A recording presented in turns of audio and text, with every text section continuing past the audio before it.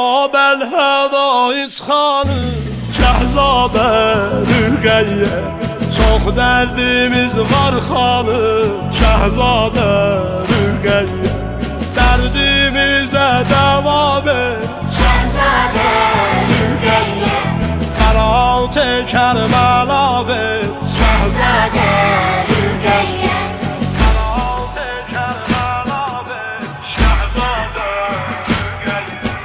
Lay lay şəhidə xanım Şəhzadə Rüqəyyə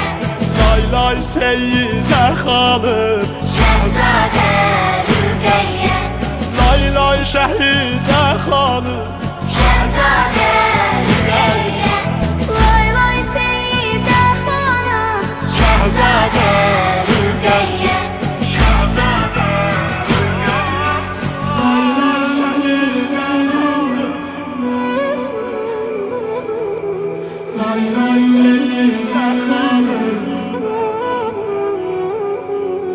Xərabədə can verən Şəhzadə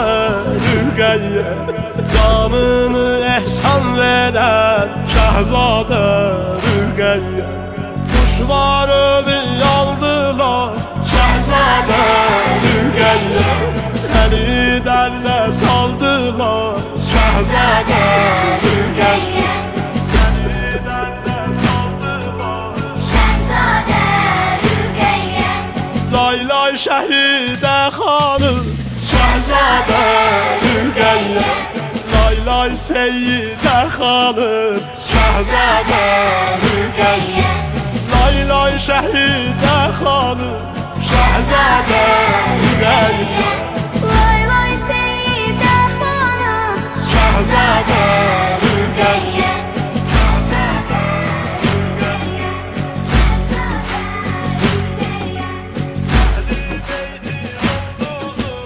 Əhli beytin ulduzu Şəhzadə Rüqəyyə Hüseynin nazlı qızı Şəhzadə Rüqəyyə Zəhraya bənzər bala Şəhzadə Rüqəyyə Zeynəbə oxşar bala Şəhzadə Rüqəyyə Zeynəbə oxşar bala Şəhzadə Rüqəyyə Lay lay şəhidə xanım Şəhzadə